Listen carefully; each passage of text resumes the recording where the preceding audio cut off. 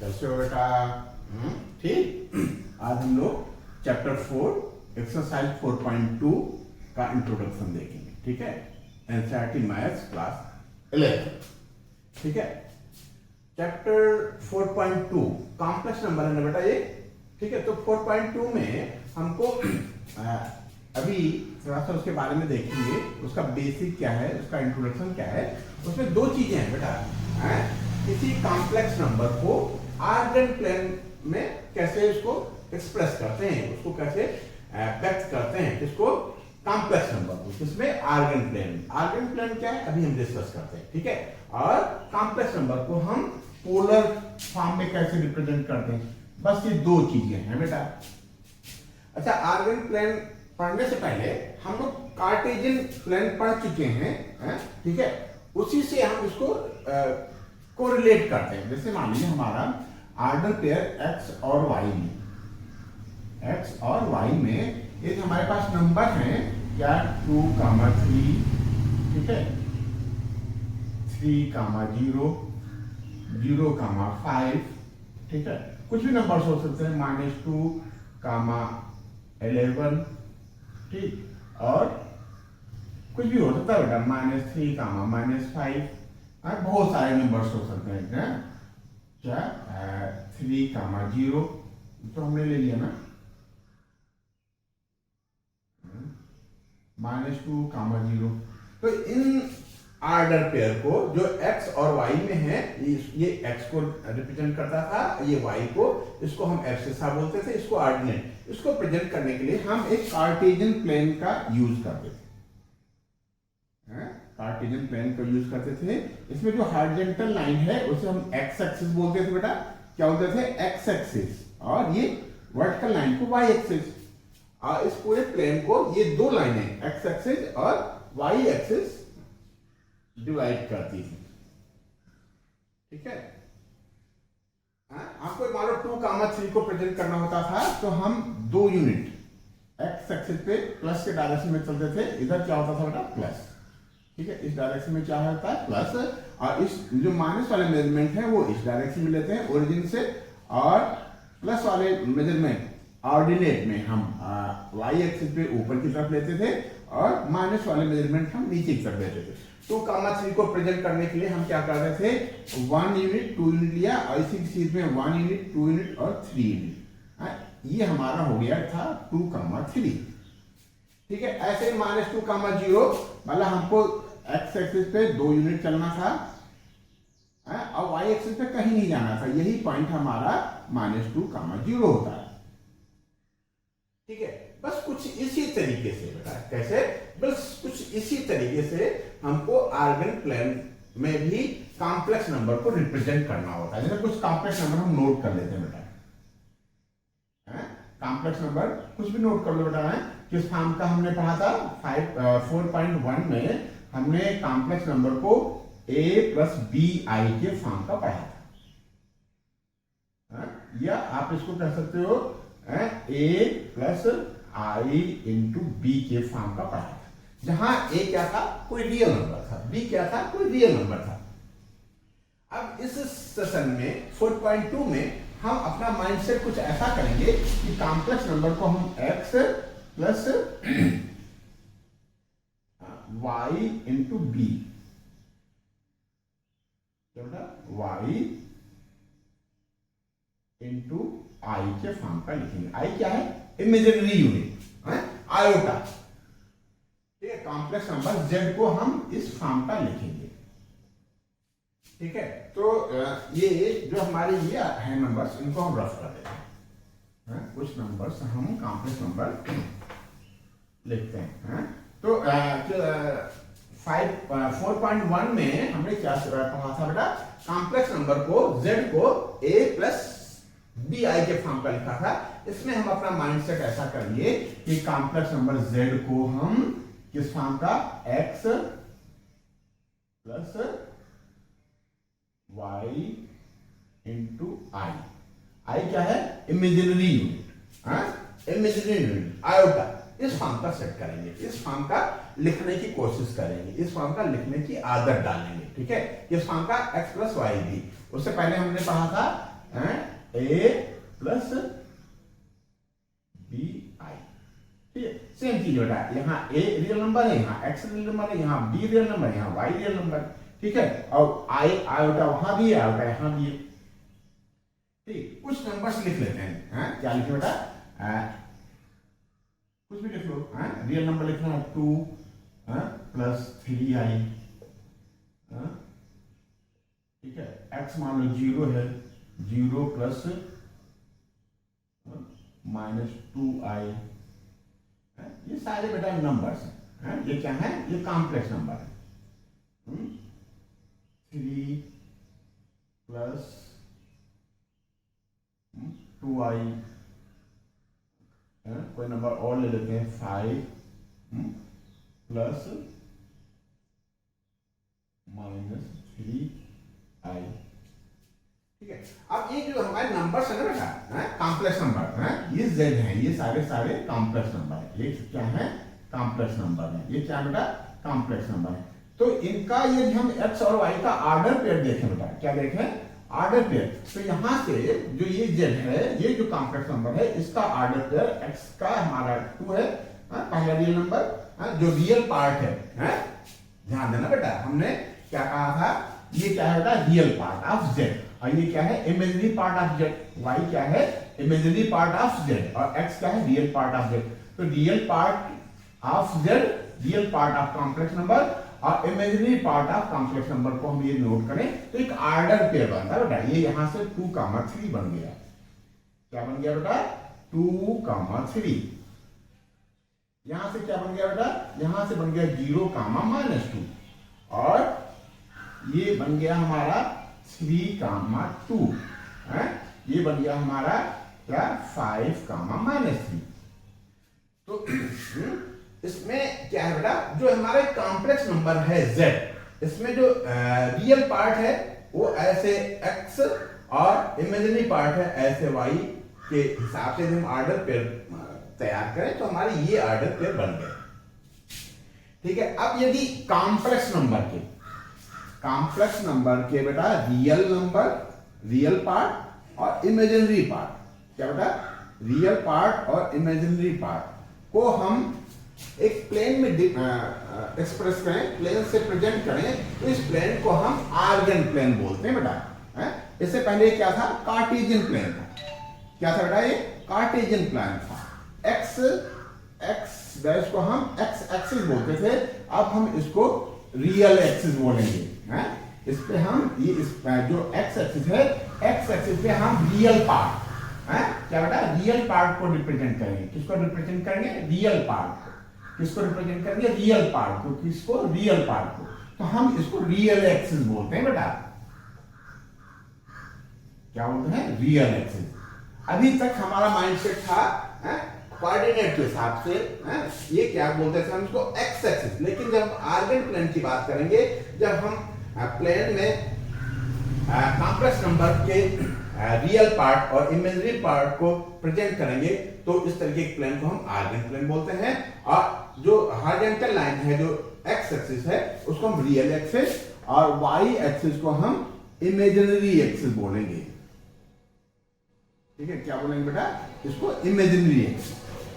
ठीक है, बस वही पुराना तरीका जो हम लोग कार्टेशियन प्लेन में करते थे। रियल पार्ट को हमको एक्स एक्सिस पे डिनोट करना है और इमेजिनरी पार्ट को वाई एक्सिस पे। तो रियल पार्ट इसका क्या था बेटा? 2, हम 2 यूनिट गए, और इसी चीज में 3 यूनिट गए, 1, 2 और 3। ये हो गया हमारा 2, 3। ठीक है, क्या बेटा? ऐसे ही कुछ भी ले लेते हैं। यहां से क्या है हमारा है 0, -2।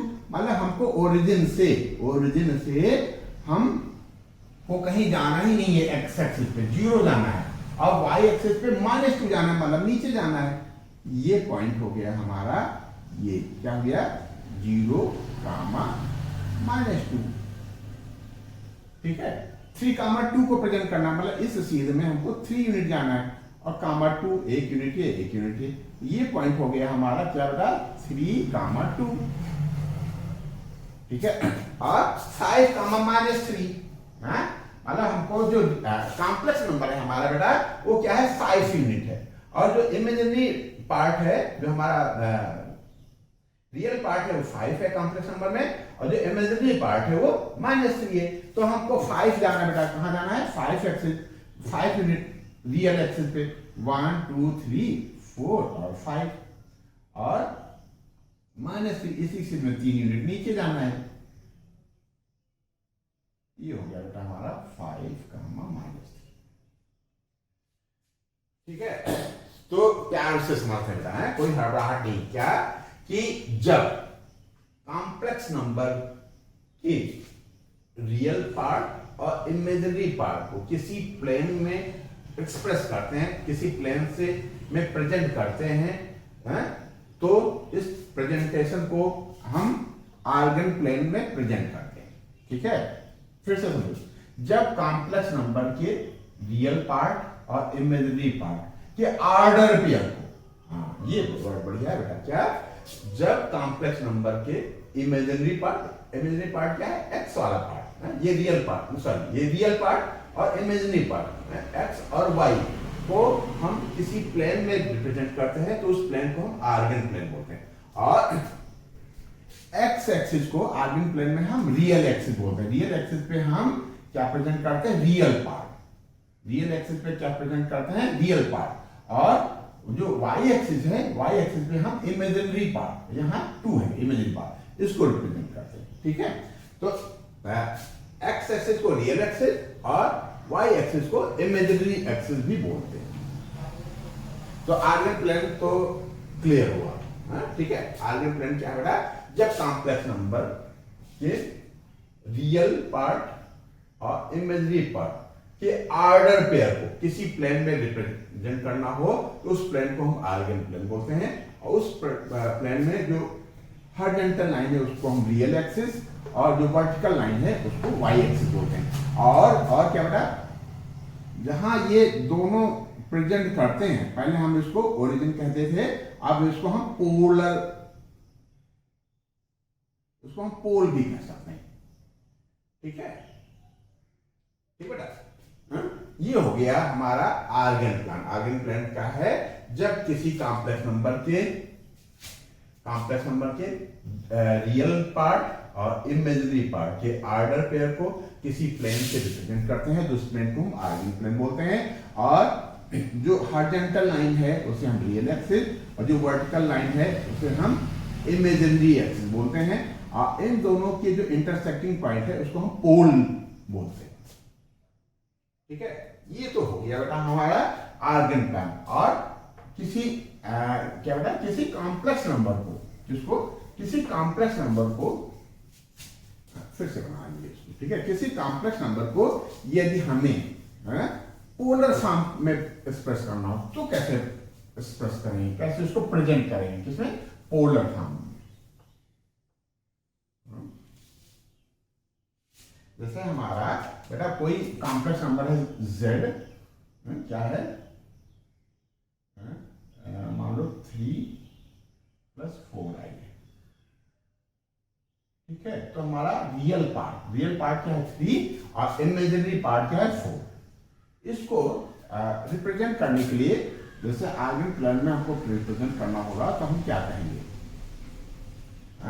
ये x डैश को हम रियल एक्सिस बोलेंगे। ठीक है, और y डैश को क्या बोलेंगे, इमेजिनरी एक्सिस। ठीक है, और इसको हम ओरिजिन को p से रिप्रेजेंट करेंगे, पोल्स। ठीक है, अब इसको प्रेजेंट करना हो तो इसका ऑर्डर क्या बनेगा, 3, 4। ठीक है, इस पॉइंट को, किसको बेटा, 3 को और 4 को प्रेजेंट करने के लिए रियल पार्ट को हम कहां चलेंगे बेटा, एक्स एक्सिस पे, 1 2 3, और 4 कहां जाएंगे बेटा, इमेजिनरी एक्सिस पे। ठीक है, ये जो पॉइंट है हमारा, ये क्या है, 3, 4, मान लीजिए पॉइंट ए। ठीक है, बात समझने की कोशिश करना बेटा, है? तो यदि ये P है, ये A है, या ये मान लो ये ओरिजिन है, ठीक है, ये ओरिजिन है, अभी हम इसको ओरिजिन मानते हैं, ठीक है, ये ओरिजिन है, ये A है, तो ओरिजिन से ये जो डिस्टेंस है ये इसको हम R से प्रेजेंट करते हैं, किससे प्रेजेंट करते हैं? R से, ठीक है। अच्छा, इसको R को कैलकुलेट करना हो, OA को कैलकुलेट करना बेटा, किसको? OA को, OA जो कि हमारा R है, ये कितना होगा? देखो बेटा, हम इस एक्सिस पे हम कितना चले थे? 1 2 3 में, और इसी चीज में वर्टिकल लाइन पे हम 4 यूनिट गए थे, तो ये जो हमारा है ये 90 डिग्री बना रहा है बेटा, तो ये लाइन 90 डिग्री बना रहा है, और ये जो इस हिसाब से जो परपेंडिकुलर है बेटा हमारा 4 है, अब बेस 3 है, तो जो पाइथागोरस थ्योरम के हिसाब से जो हाइपोटेन्यूज है ना OA क्या हो जाएगा? 3 का स्क्वायर 9 और प्लस 4 का स्क्वायर 16, 25 का रूट, ये 5 आ जाएगा, कितना आ जाएगा? 5, ठीक है। ये 5 आया कैसे? ये तो पाइथागोरस थ्योरम के हिसाब से आया, और यदि हम मॉड ऑफ z निकालें, क्या बेटा? मॉड ऑफ z, ये कितना हो जाएगा? अंडर रूट, हमने क्या पढ़ा था? a प्लस बी आई में under root a square plus b square, यहां हम हमारे हिसाब से यदि x plus y into i है, तो ये हो जाएगा under root x square plus y square, क्यों बेटा? यहाँ x under root x square plus y square हो जाएगा, ये हो जाएगा 3 का स्क्वायर प्लस 4 का स्क्वायर, ये हो गया हमारा 16, 9 प्लस 16 25 इक्वल टू 5। तो ये क्या हुआ? जो ये डिस्टेंस है वो मॉड ऑफ z है, डिस्टेंस क्या बेटा? Mod of z, modulus of z, जो क्या होता है? Under root x square plus y square. जब हमारा हम प्रेजेंट करते थे कॉम्प्लेक्स नंबर को a प्लस बी आई में, तब ये मॉड ऑफ z होता था under root a square plus b square. यदि हम x plus y into i में प्रेजेंट कर रहे हैं, तब ये मॉड हो जाएगा हमारा under root x square plus y square, यही है बेटा ये, ठीक है। तो और क्या बेटा? यदि ये लाइन हमारी OA यदि रियल एक्सिस से, किस बेटा? रियल एक्सिस से थीटा एंगल बनाए, ठीक है, तो इस पॉइंट को, इस A को यदि हम इस पॉइंट A को यदि हम रिप्रेजेंट करते हैं थीटा और R से, किससे बेटा? थीटा और R से, तो इस तरीके के रिप्रेजेंटेशन को हम पोलर रिप्रेजेंटेशन बोलते हैं। क्यों? जो R है, या R है वो क्या है बेटा? पोल से डिस्टेंस है, और R जो है वो पॉइंट है जहां ये एंगल थीटा बना रही है, लाइन जो PA है वो एंगल थीटा बना रही है, ठीक है बेटा? बात समझ आ रही है कि नहीं? ये हमारा कॉम्प्लेक्स नंबर है, कॉम्प्लेक्स नंबर में हमारा जो ये रियल पार्ट है, ये इमेजिनरी पार्ट है, रियल पार्ट और इमेजिनरी पार्ट को हमने ऐसे रिप्रेजेंट किया, ठीक है। इस एक्सिस पे हम चलते हैं रियल पार्ट के लिए, और इसी चीज में वर्टिकल लाइन पे हम चलते हैं इमेजिनरी पार्ट के लिए, ये हमारा पॉइंट हो गया। इस पॉइंट को, इस पॉइंट की पोल से डिस्टेंस हो जाएगी r, जिसको हम r से कहते हैं, ये मॉड ऑफ z होता है, R क्या होता है? मॉड ऑफ z, ठीक है। अच्छा, एक बात बताओ बेटा, जो ये हमारा x पार्ट है, रियल पार्ट, क्या बेटा? ये रियल पार्ट को थीटा और r में प्रेजेंट करना, x को, ये हमारा x है ना बेटा, ये हमारा x है, ये हमारा क्या है? x है। इसको यदि हम कंपेयर करें x प्लस y इंटू आई, ठीक है, तो हमारा 3 क्या है? x है, और 4 क्या है? y। तो यदि हमको इस 3 को क्या बेटा? इस 3 को हमको थीटा और r के फॉर्म का प्रेजेंट करना हो, तो हम क्या कर सकते हैं बेटा? हमने 9th में एसएससी बोर्ड के बच्चे 9th से ट्रिग्नोमेट्री पढ़ते हैं, और सीबीएसई बोर्ड के बच्चे हमारे 10th में ट्रिग्नोमेट्री पढ़ते हैं। तो ट्रिग्नोमेट्री के हिसाब से ये राइट एंगल ट्रायंगल है, इसको हम कुछ मान देते हैं, कोई पॉइंट दे देते हैं, मान लो B, ठीक है। राइट एंगल ट्रायंगल ABP में, ठीक है, जो थीटा के लिए PB क्या है? बेस है, थीटा क्या है? बेस है, और जो PA है वो हाइपोटेन्यूज है। तो थीटा इक्वल टू बेस यानी पीबी अपान हाइपोटेन्यूज है, पी ए होता है। क्यों? ट्रिग्नोमेट्री का थोड़ा सा हम मेमोराइज करते हैं, उसका यूज करते हैं। cos थीटा क्या हो जाएगा? PB upon P A. और बेटा जो पीबी है, पीबी क्या है? पीबी एक्स पार्ट है, रियल पार्ट है, एक्स एक्सिस, रियल एक्सिस पे ये रियल पार्ट है। रियल पार्ट को हम एक्स से डिनोट करते हैं, मतलब किससे डिनोट करते हैं? एक्स से, ठीक है। और जो पी ए है उसको हम आर से डिनोट करते हैं। तो जो हमारा एक्स है वो क्या हो जाएगा? R into cos theta. बात समझने की कोशिश करना बेटा। जो हमारा x है, हमारा जो 3 है, जो ये 3 है वो क्या हो गया? r cos थीटा, ठीक है। ये हो गया जो x है वो r cos थीटा हो गया। जो 3 है वो क्या हो गया? r हम लोगों ने कैलकुलेट किया था 5 आया था ना, 5 cos थीटा, ठीक है। ऐसे ही यदि हमको y को डिनोट करना है, किसको डिनोट करना है बेटा? y को। तो y के लिए क्या हो जाएगा बेटा? y यानी ये a axis perpendicular A B, तो यहां यदि हम साइन थीटा लेंगे बेटा, क्या लेने? Sine theta. तो साइन थीटा हो जाएगा A B upon perpendicular upon hypotenuse P A. और साइन थीटा को हम साइन थीटा लिखने देते हैं, और ए बी क्या है? हमारा y पार्ट है, इमेजिनरी पार्ट है, y लिख दिया, अपान पी ए आर है। तो y को किसको बेटा? y को हम y इधर रहने देते हैं, और ये r इधर आ जाएगा। y को हम लिख सकते हैं, क्या लिख सकते हैं? r sin थीटा, ठीक है। क्यों बेटा? तो जो हमने z को प्रेजेंट किया था x प्लस वाई इंटू आई, तो x की जगह पे यदि हम r cos थीटा लिख लें, और y की जगह पे यदि हम r sin थीटा लिख लें, तो इस तरीके के प्रेजेंटेशन को क्या बेटा? इस तरीके के प्रेजेंटेशन को हम पोलर रिप्रेजेंटेशन कहते हैं, ठीक है। z equal to x plus y i, ठीक है। x क्या है? रियल पार्ट है, y क्या है? इमेजिनरी पार्ट है।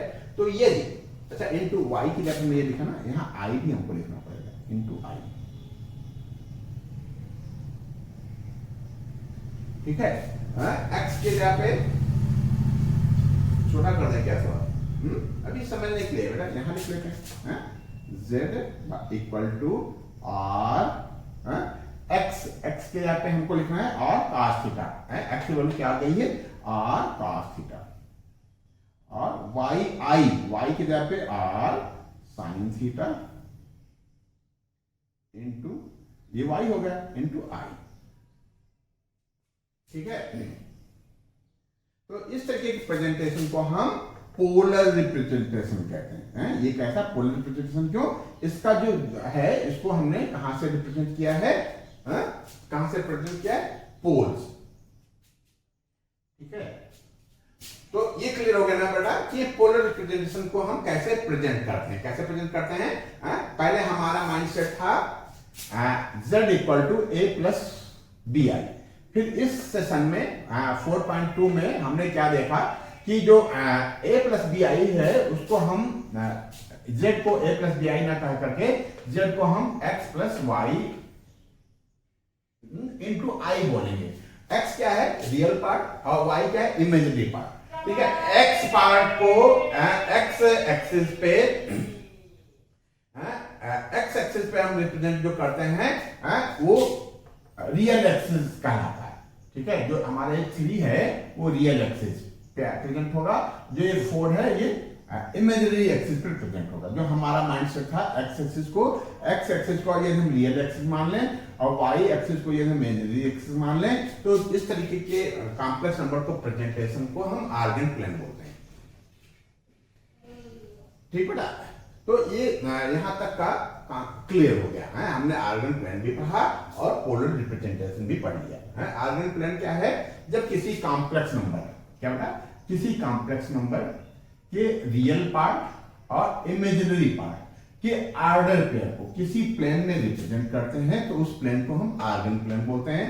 और जो हॉरिजॉन्टल लाइन है, जो एक्स एक्सिस है, उसे हम रियल एक्सिस, और जो वर्टिकल लाइन है, जो वाई एक्सिस है, उसे हम इमेजिनरी एक्सिस बोलते हैं। ठीक है, इस तरीके से हमने ये प्रेजेंट करना सीखा था। फिर अब इस पॉइंट को, इस ए को यदि हम ये ओरिजिन से या पोल से डिस्टेंस और इस एंगल थीटा के फॉर्म का प्रेजेंट करते हैं तो उस प्रेजेंटेशन को हम पोलर रिप्रेजेंटेशन बोलते हैं। अब पोलर रिप्रेजेंटेशन बेटा ये है, z equal to r cos theta plus r sin theta dot i. R cos theta क्या है बेटा? x है, ये क्या है? ये रियल पार्ट है। ये क्या बेटा? ये इमेजिनरी पार्ट।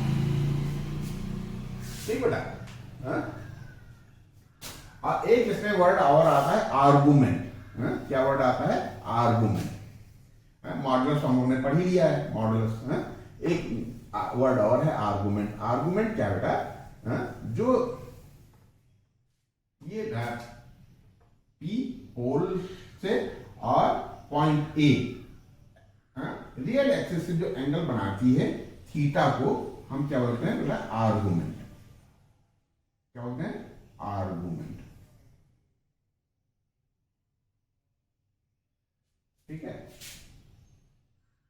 ठीक बेटा, थीटा को क्या बोलते हैं? आर्गुमेंट। अच्छा, कुछ क्वेश्चनों में हमको आर्गुमेंट पता करने को कहेगा, थीटा पता करने को कहेगा, तो अच्छा, किसी कॉम्प्लेक्स नंबर को क्या बेटा?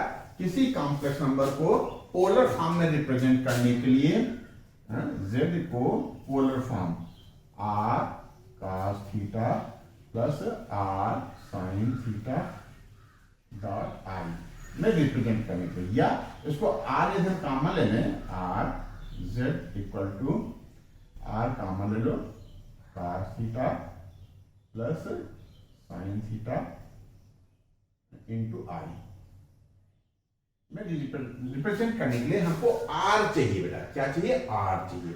क्या चाहिए? r चाहिए। और क्या चाहिए?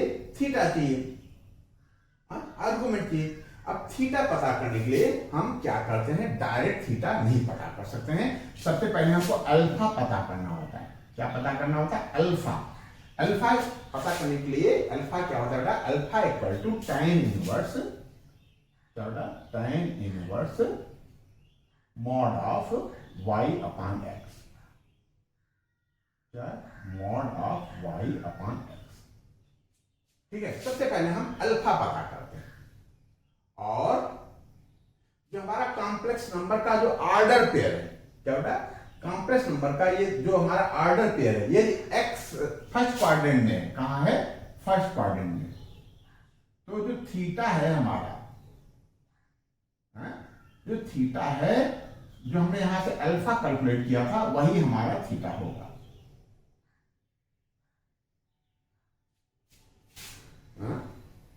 बात समझने की कोशिश करना। जैसे कोई नंबर हम लेते हैं, कोई भी नंबर ले लेते हैं। क्या नंबर ले लें?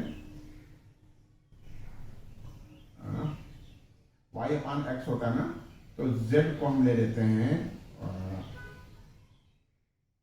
1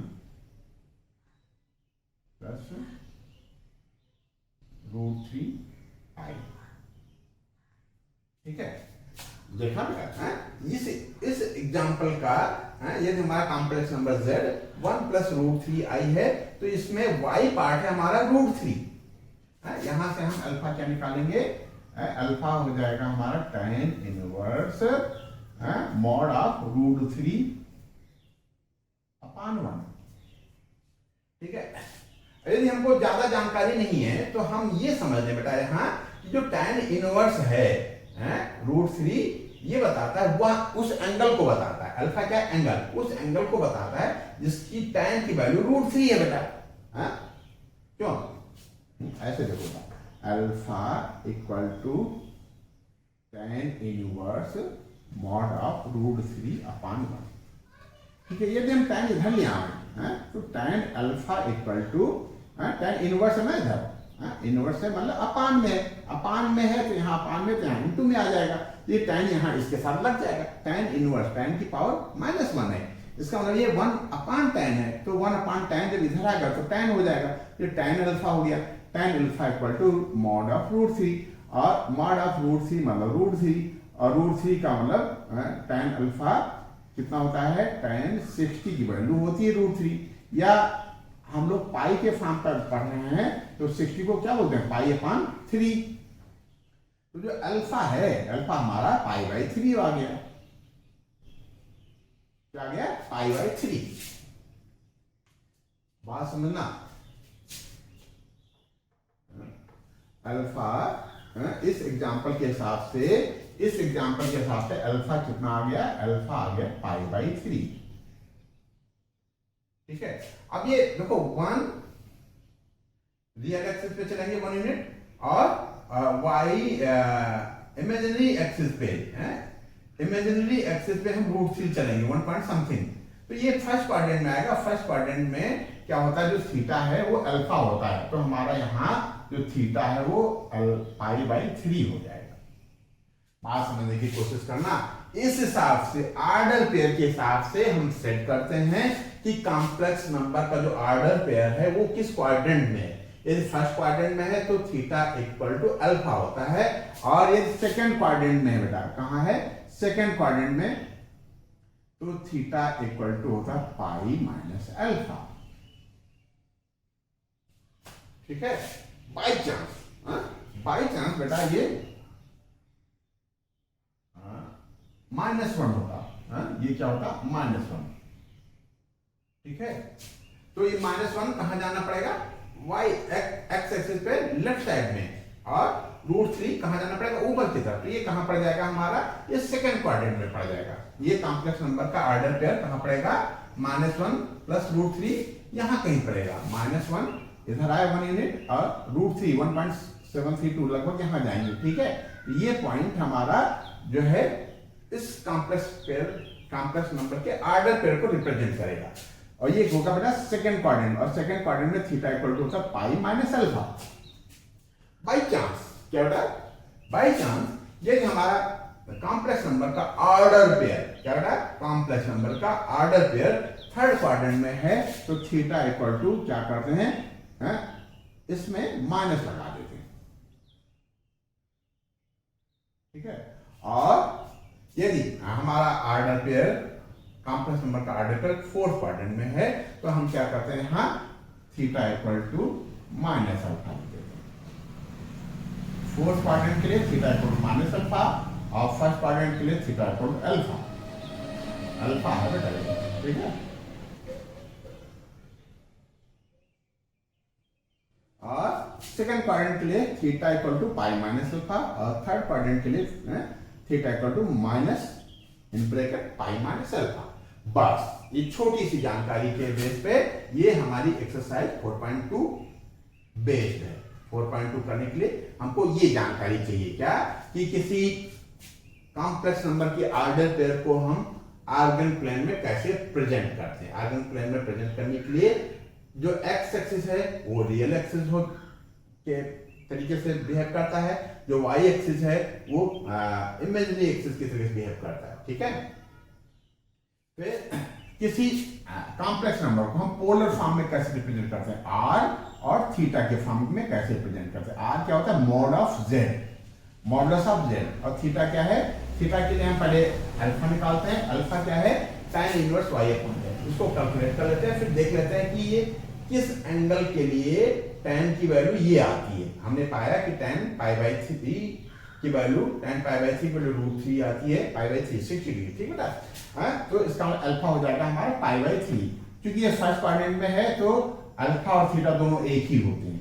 सेकंड क्वाड्रेंट में थीटा पता करने के लिए यदि हमने अल्फा पता कर लिया है तो π-अल्फा होगा। पता कैसे चलता है कि सेकंड क्वाड्रेंट में, सेकंड क्वाड्रेंट में पता करने के लिए हम ये देखते हैं कि कॉम्प्लेक्स नंबर का जो ऑर्डर पेयर है वो कैसा है? ठीक है, वो किस क्वाड्रेंट में सेट होगा। बस इतनी छोटी सी जानकारी के आधार पे हम लोग एक्सरसाइज 4.2 करेंगे। ये नोट कर लो, क्वेश्चन नंबर 1 और 2 करते हैं। ये नोट कर लो बेटा।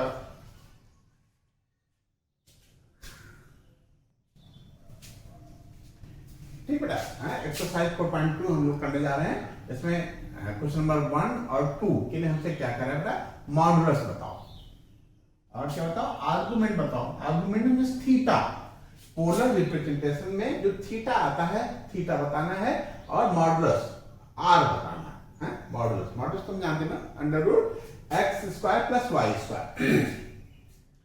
ठीक है, तो सबसे पहले हम इसका ऑर्डर पे लिख लेते हैं। फ्रॉम अबव कॉम्प्लेक्स नंबर, क्या लिखें बेटा, from above complex number, complex number के बजाय जेड लिखो ना, कॉम्प्लेक्स नंबर को जेड से तो प्रेजेंट करते हैं, लिख दो z. From above in z order pair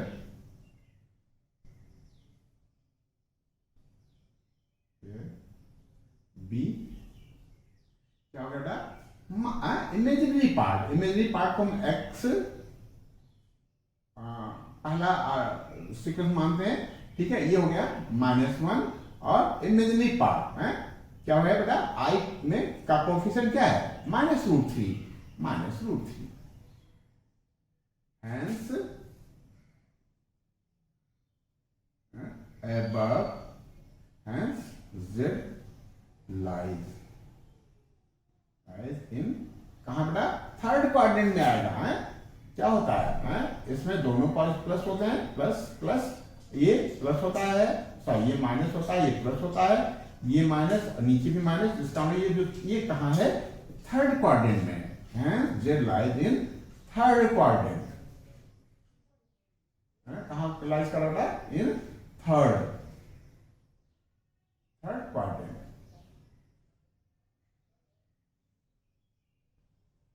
ठीक है, ये हमको पता चल गया है, कहां लाइक कर रहा है हमको पता होना चाहिए, तभी हम थीटा निकाल पाएंगे, तभी हम थीटा निकाल पाएंगे।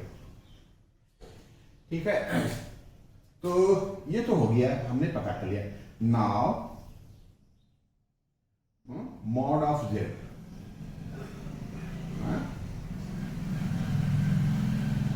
मॉड, सीधे सीधे लिखो, mod of z equal to under root x square plus y square. ये कितना हो जाएगा बेटा, एक्स यानी इमेजिनरी पार्ट का स्क्वायर, -1 का होल स्क्वायर, प्लस वाई यानी -√3 का होल स्क्वायर। ये कितना बन जाएगा बेटा, -1 का स्क्वायर 1 आएगा, और -√3 का स्क्वायर बेटा 3 आएगा। ये रूट करोगे तो बेटा हमारा आंसर 2 आ गया। ये क्या आ गया, मॉड हमारा 2 आ गया। ठीक है, ये कहीं नोट कर लेते हैं, ये हमारा आंसर ये हो गया। ठीक है, ये क्वेश्चन नोट कर लिया है, लेकिन हम इस स्पेस को यूज करेंगे। ठीक है, लास्ट पार्ट देखिए, बाद में नोट कर लेंगे। ठीक है, ये तो मॉड तो हमारा आ गया बेटा। ठीक है, और क्या हमको, हाँ, थीटा पता करने के लिए पहले हम अल्फा पता कर लें। नाउ थीटा पता करने के लिए पहले हमको अल्फा का नॉलेज होना चाहिए कि अल्फा कितना है। Alpha equal to tan inverse mod of y upon x, और alpha equal to tan inverse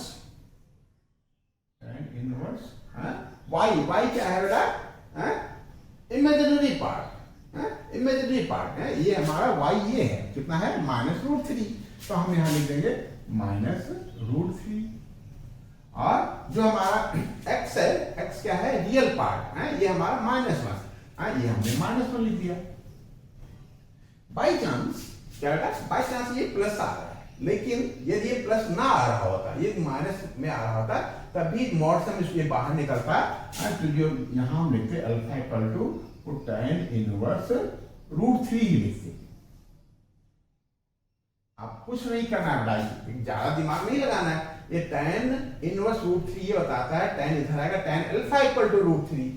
ठीक है, तो अल्फा की वह वैल्यू जिस अल्फा कि वह वैल्यू अल्फा, कौन सा अल्फा, कितना अल्फा की वैल्यू कितनी हो कि tan अल्फा √3 आ जाए।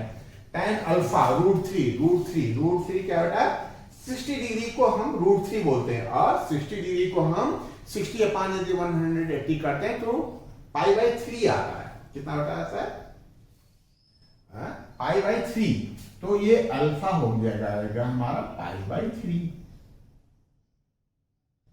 ठीक है, अब देखो अल्फा आ गया, हमने सिचुएशन बताया था बेटा क्या, कि यदि हमारा कॉम्प्लेक्स नंबर का ऑर्डर पेयर फर्स्ट क्वाड्रेंट में है तो थीटा इक्वल टू अल्फा होता है, सेकंड क्वाड्रेंट में है तो theta equal to pi minus alpha होता है, थर्ड क्वाड्रेंट में है तो थीटा इक्वल टू क्या, theta equal to minus pi minus alpha होता है, और फोर्थ क्वाड्रेंट में है तो theta equal to minus alpha होता है। कहां था बेटा, ये लाइज करता था थर्ड क्वाड्रेंट में। तो थर्ड क्वाड्रेंट में है तो सिंस, लिख लो बेटा, सिंस कॉम्प्लेक्स नंबर्स, ये जेड लिखो, since Z lies in third quadrant, क्या बेटा, थर्ड क्वाड्रेंट। ये समझने के लिए ना बेटा, इसको हम रफ किए देते हैं।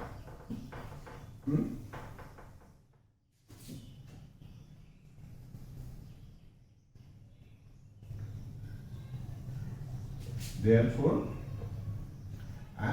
क्या थीटा इक्वल टू क्या होता है, याद है ना बेटा, क्या होता है, theta equal to minus bracket के अंदर पाई माइनस अल्फा। ठीक है, तो थीटा इक्वल टू हो जाएगा minus pi minus π/3। Theta equal to minus bracket के अंदर 3 पाई में से 1 पाई चला जाएगा, 2 π/3। ठीक है, तो जाएगा -2 π/3। ठीक है, तो आर्गुमेंट लिखो यहां पर, मॉडुलस हमारा 2 आ गया, और z आर्गुमेंट थीटा कितना आ गया, -2 π/3। यही हमारा आंसर हो जाएगा। ठीक है, तो इस तरीके से क्वेश्चन नंबर 1 हो गया। क्वेश्चन नंबर 2 करते हैं, इन को बेटा हम लोग आगे बढ़ते हैं।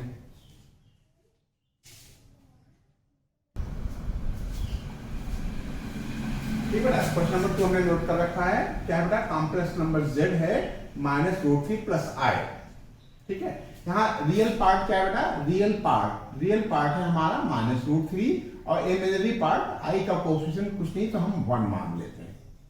ठीक है, रियल पार्ट हो गया -√3 और इमेजिनरी पार्ट हो गया 1। ये -√3 कहां आएगा बेटा, ये रियल एक्सिस है, ये इमेजिनरी एक्सिस है। ठीक है, -√3 है, ओरिजिन से हमको -√3 इधर आना है, 1.732 लेफ्ट साइड में आना है, और 1 ऊपर जाना है, तो ये कहां आएगा बेटा, सेकंड क्वाड्रेंट में आएगा। ठीक है, ये हमने लिख लिया, ये सेकंड क्वाड्रेंट में है। नाउ क्या पता करना है, मॉडुलस, मॉड ऑफ z कितना हो जाएगा, √x² + y² माइनस √3 का स्क्वायर प्लस 1 का स्क्वायर, -√3 का स्क्वायर करोगे बेटा, -√3 इंटू -√3 3 आएगा बेटा, 3 आएगा प्लस 1 4 आया, ये हो गया 2। तो एक आंसर तो हमारा ये हो गया। ठीक है, और थीटा पता करना है, आर्गुमेंट पता करना है, थीटा पता करना है। थीटा के लिए हमको अल्फा पता करना होगा। अल्फा इक्वल टू क्या होता है, tan इनवर्स y/x। ठीक है, tan इनवर्स मॉड ऑफ क्या बेटा, मॉड ऑफ y/x। ये हो जाएगा tan इनवर्स y पार्ट कितना है, 1, कितना है 1 / -√3। ठीक है, अब ये क्या बेटा, ये मॉड से बाहर आएगा तो माइनस क्या हो जाएगा, अल्फा इक्वल टू आ जाएगा हमारा tan इनवर्स 1/√3 और tan की वह वैल्यू जिस इसका एंगल क्या होता है, क्या लिखे वह एंगल जिसका tan 1/√3 होता है। 1/√3 किसका होता है, 30 डिग्री का। 30 को हम क्या बोलते हैं, π/6। तो अल्फा हो जाएगा हमारा बेटा π/6, ठीक है। वह एंगल जिसका tan 1/√3 होता है, क्या होता है बेटा, वह एंगल π/6 है। इसका मतलब वह अल्फा हो गया हमारा π/6। अच्छा, ये कहां है बेटा, सेकंड क्वाड्रेंट में। सेकंड क्वाड्रेंट के लिए फॉर सेकंड क्वाड्रेंट,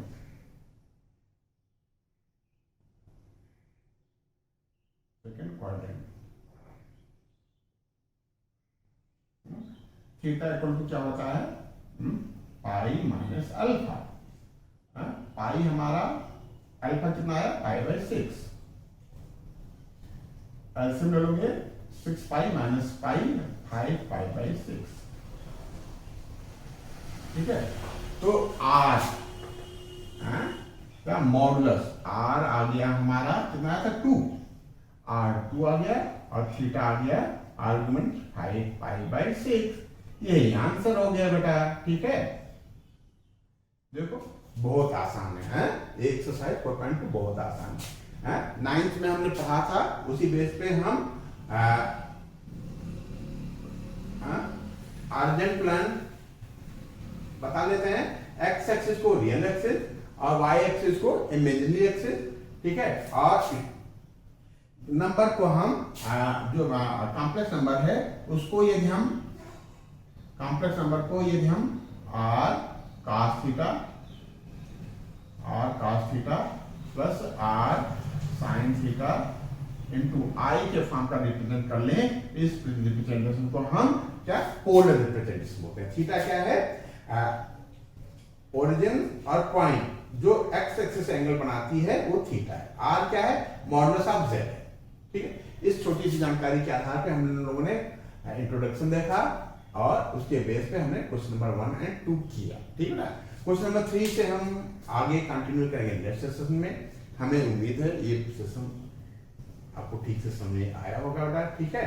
और यदि आपको ठीक से समझ में आया है तो ईमानदारी से आप यदि हमारे चैनल सब्सक्राइब नहीं किए तो सब्सक्राइब कर दीजिए और अपने दोस्तों में शेयर कर दीजिए बेटा। बहुत बहुत धन्यवाद।